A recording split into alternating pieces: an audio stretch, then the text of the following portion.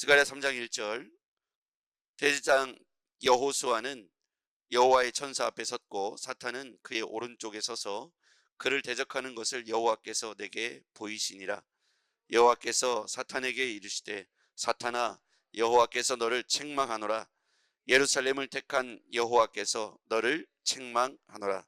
이는 불에서 꺼낸 그슬린 나무가 아니냐 하실 때에 여호수아가 더러운 옷을 입고 천사 앞에 서 있는지라. 여호와께서 자기 앞에 선 자들에게 명령하사 그 더러운 옷을 벗기라 하시고 또 여호수아에게 이르시되 내가 내 죄악을 제거해 버렸으니 내게 아름다운 옷을 입히리라 하시기로 내가 말하되 정결한 관을 그 머리에 씌우소서 하매 그의 곧 정결한 관을 그 머리에 씌우며 옷을 입히고 여호와의 천사는 곁에 섰더라. 여호와의 천사가 여호수아에게 증언하여 이르되 만군의 여호와의 말씀에 내가 만일 내 도를 행하여 내 규례를 지키면 내가 내 집을 다스릴 것이요 내 뜰을 지킬 것이며 내가 또 너로 여기 서 있는 자들 가운데 왕래하게 하리라.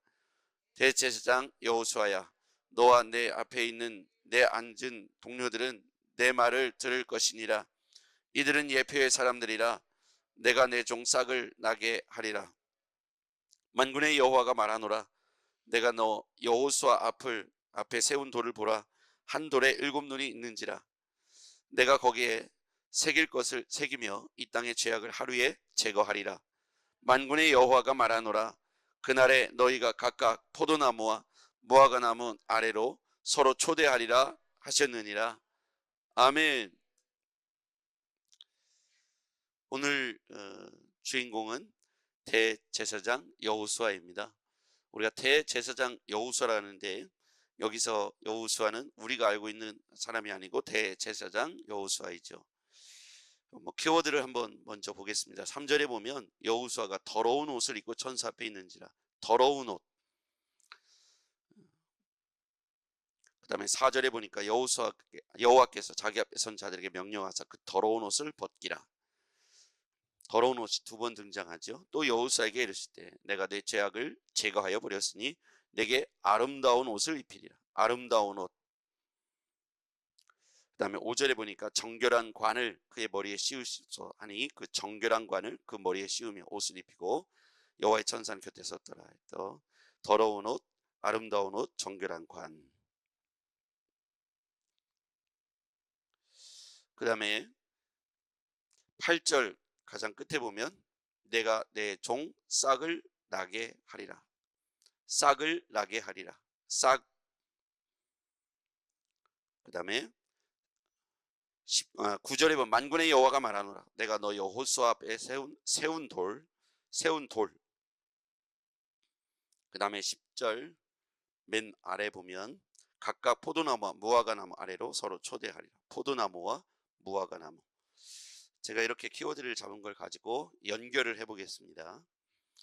저는 오늘 이 말씀을 묵상하면서 대제사장 여호수아가 누구인가? 여호수아는요 스라야의 손자이고 여호사닥의 아들이죠. 스라야는 바벨론의 느부갓네살에 의해서 죽임을 당했고 자기 할아버지는요, 아버지는 여호사닥은 바벨론 포로기에 끌려가서 포로가 되었습니다. 그러니까 여호수아 자신도 포로로 끌려갔다가 이제 돌아오는데 문제는 포로로 끌려갔다 돌아온 것을 남아있는 사람들이 더러운 존재라고 여겼던 부분이 있었다는 거예요.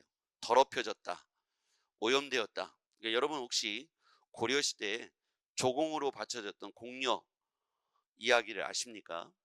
제가 이 말씀을 이렇게 묵상하다가 그때 생각이 났어요. 고려시대에 조공으로 바쳐졌던 공녀들이 있었습니다. 중국에요. 그런데 돌아왔는데 이들이 몸이 더럽혀졌다고 생각해서 환향녀라고 불렀습니다. 고향으로 돌아온 여자들이라고요. 이게 여러분 어떤 단어로 욕으로 바뀐지 아시죠? 예, 그 욕이 바로 이 환향녀에서 나온 이야기입니다. 자기 고국이 지켜주지 못해서 공녀로 바쳐진 여인들이 자기 고향으로 돌아왔더니 몸이 더럽혀졌다고 해서 그렇게 불렀다는 거예요. 환향여. 그들이 원래 고향으로 돌아온 여인들인데 그걸 마치 욕설로 바꿔서 그렇게 부른 단어가 그 단어입니다. 이렇게 생겼을 때 그들은 얼마나 마음이 아팠을까요? 자기들은 끌려가고 나라가 버린 것뿐인데, 자기들을 바쳤을 뿐인데, 자기들은 돌아왔는데 몸이 더럽혀졌다고 그렇게 자신들을 멸시하고 손가락질을 하고 했다는 거예요. 지금 여호수아가 포로로 끌려갔다 돌아왔더니 몸이 더럽혀졌다는 겁니다. 그래서 3절에 보십시오. 여호수아가 더러운 옷을 입고 천사 앞에 서 있더라. 이 더러운 옷이 바로 그 의미입니다. 바벨론의 포로로 끌려갔다 온 의미이죠. 근데 하나님께서 하나님의 본 마음은 뭐냐면 가장 마지막에 있는 포도나무와 무화과 나무에 동그라미 쳤잖아요. 10절에요. 키워드입니다. 이것은 뭐냐면 당시에 다윗 왕조의 가장 융성했을 때와 같이 포도나무와 무화과 나무의 아래로 초다해가 될 것이다. 이 얘기는 뭐냐면 다시 회복돼서 다시 태평성대가 열리게 될 것이다. 이 얘기입니다. 그러니까 포로로 70년을 끌려갔지만 다시 돌아온 이스라엘 백성들에게 성전도 필요했고, 그 다음에 이스라엘 성벽에 친히 불로, 여호와께서 불로 성곽이 되어 주시겠다, 성벽을 두르겠다, 이렇게 재건과 회복을 약속하시는데 중요한 것 중에 하나가 하나님과 이스라엘 백성들 사이의 관계가 다시 회복돼야 되잖아요. 그 중요한 역할을 누가 해야 되냐면 대제사장 여호수아가 해야 하는 거예요. 그러면 여호수아의 신분이 다시 회복돼야 되지 않습니까?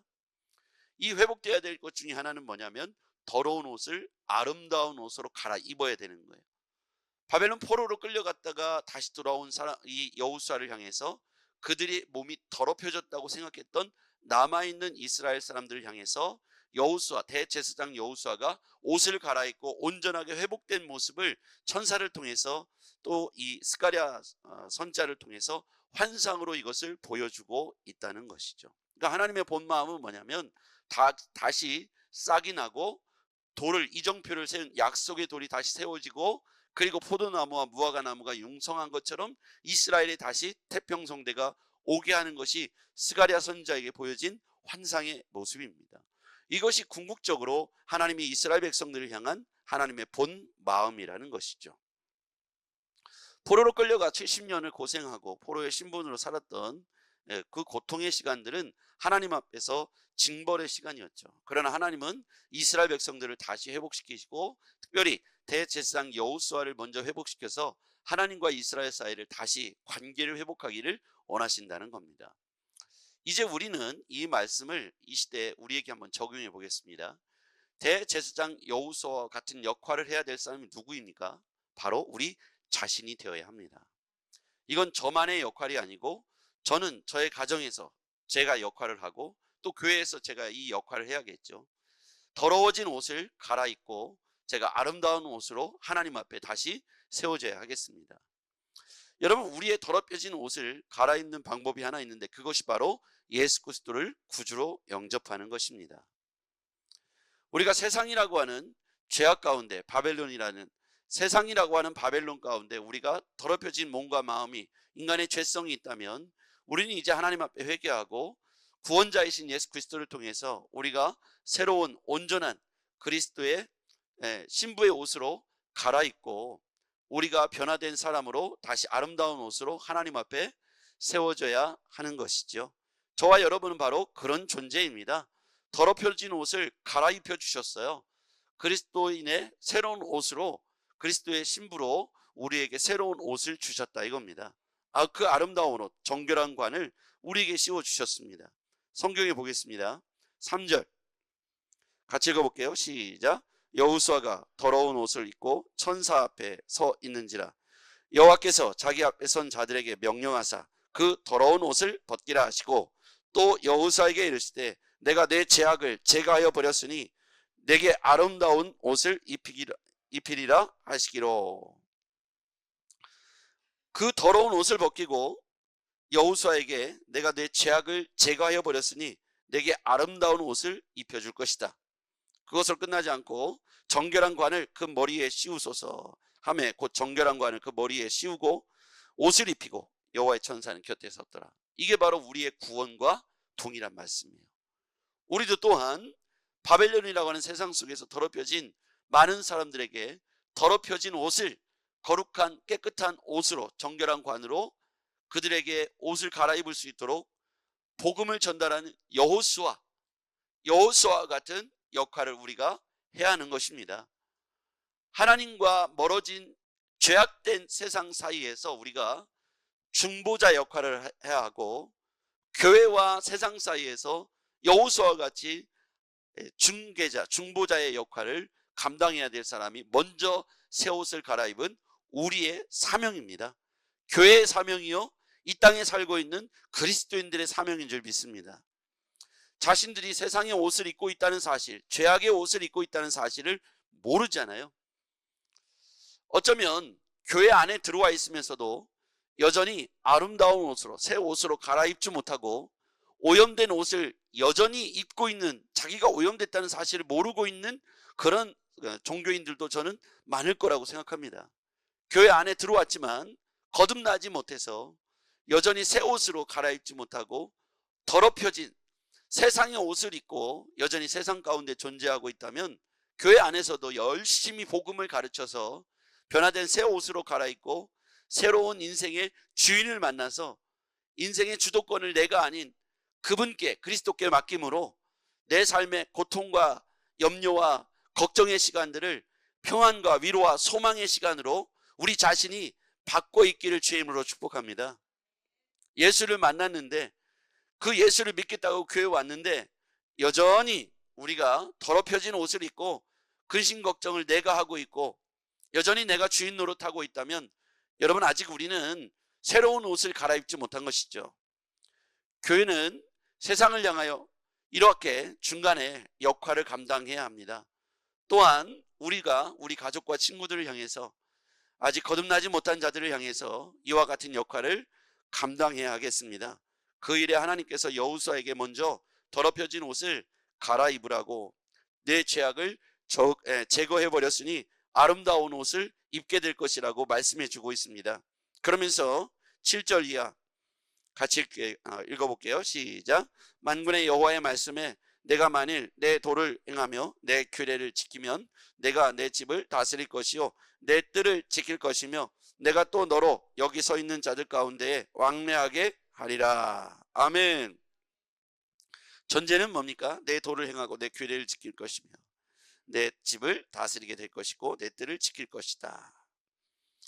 하나님의 말씀, 하나님의 법을 우리가 먼저 준행하면, 아름다운 옷으로 갈아입고 준행하면 하나님께서 약속한 관계 회복뿐만 아니라 잃어버렸던 모든 풍요와 태평성대가 다시 회복되게 될 것이다. 하나님은 어떤 마음을 갖고 계시냐면 8절 같이요. 시작. 대제사장 여호수아야, 너와 내 앞에 앉은 내 동료들은 내 말을 들을 것이니라. 이들은 예표의 사람들이라. 내가 내 종 싹을 나게 하리라. 아멘. 싹을 나게 하리라. 내가 너희를 다시 포기하지 않고 마치 남겨둔 그루터기를 통해서 생명이 다시 돋아나게 될 것이다. 나무가 밑둥이 잘려져 있는 남겨진 것을 그루터기라고 하죠. 그러면 더 이상 열매가 없는 것 같고 죽은 나무처럼 보이지만 그 그루터기에서 다시 싹이 나고 가지가 나고 회복되는 것이죠. 우리 교회 입구 들어오는 입구에 보면 화분이 이렇게 맨 앞에 있는 화분 2개가 있는데, 하나는 풍성하고 하나는 죽은 것처럼 보여지는데 그게 블루베리입니다. 누가 주셔갖고 제가 얻어와서 이제 키우고 있는데요. 블루베리입니다. 언젠가 블루베리가 열리겠죠. 그런데 한 블루베리 좀 작은 이렇게 화분 안에 있는 게 어느 날 그냥 말라서 다 잎이 떨어지고 막 그 줄기가 타들어와요. 그래서 버리지 않고 그 앞에 두고 매일 물을 줬어요. 그랬더니 다시 살아나가지고 싹이 났어요. 이따 한번 보시면 그게 이스라엘입니다. 그게 우리입니다. 말라 비틀어져서 죽은 줄 알고 포기하고 남들은 버릴지 몰라도 하나님은 끝까지 버리지 않으시고 어떻게든지 살려내려고 매일 물을 주시고 24시간 불꽃 같은 눈으로 다시 회복을 약속해 주고 있다는 것이죠.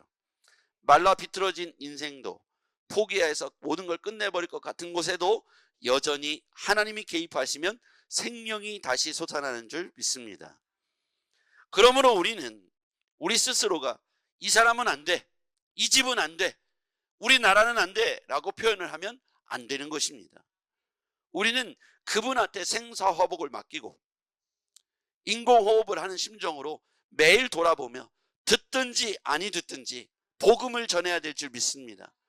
어느 날 새 잎이 나고 새 줄기가 나며 다시 그곳에서 생명이 움돋게 될 것입니다. 겉은 비들비들하고 시들어서 끝난 것 같이 보이지만 그 속에 여전히 남겨있는 싹이 남아있다는 사실을 믿으시기 바랍니다. 바벨론 70년 포로기 이후에 이스라엘이 완전히 무너지고 없어지고 제거될 것 같지만 놀랍게 그 이스라엘은 여전히 존재하고 있습니다. 그 이스라엘이라는 이름으로 지금도 유다 땅에 있지 않습니까? 얼마나 많은 시간이 이후로도 지났겠습니까?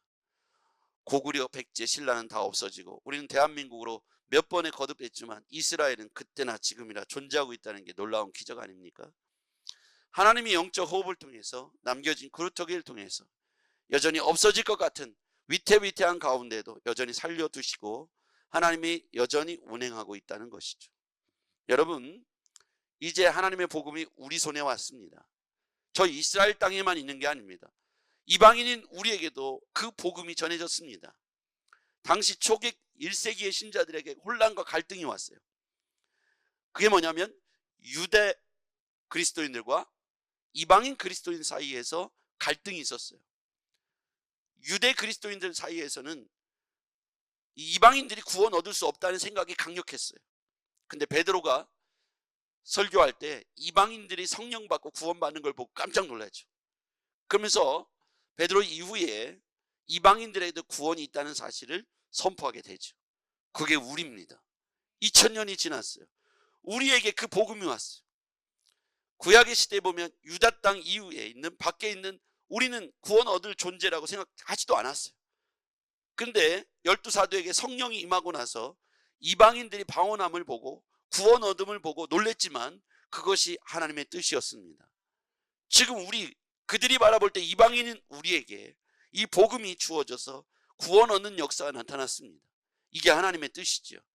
이제 이 구원이 남겨진 그루터기 싹에게 오늘 하나님께서 다시 포도나무와 무화과 나무를 풍성하게 하신 것 같이 오늘 우리 가운데도 다시 부흥의 때를, 풍성한 때를 주실 줄 믿습니다. 그 때를 기대하면서 기도하시겠습니다. 전능하신 아버지 하나님 감사합니다. 여전히 하나님은 우리를 향해서 비전과 소망을 갖고 계신 줄 믿습니다. 우리가 이 소망과 비전을 포기하지 아니하고 끝까지 복음 안에서 하나님 우리에게 맡겨진 사명, 여호수아와 같이, 대제사장 여호수아와 같이 세상의 바벨론의 사람들과 하나님의 백성들 사이에서 중개자, 중보자의 전도자의 역할을 감당하게 도와주시옵소서. 우리 교회가 그런 교회가 되게 하시고 우리 자신이, 우리 가문이 그런 가문, 신앙의 명문 가문 되게 하여 주시옵소서. 예수님의 이름으로 기도하옵나이다. 아멘.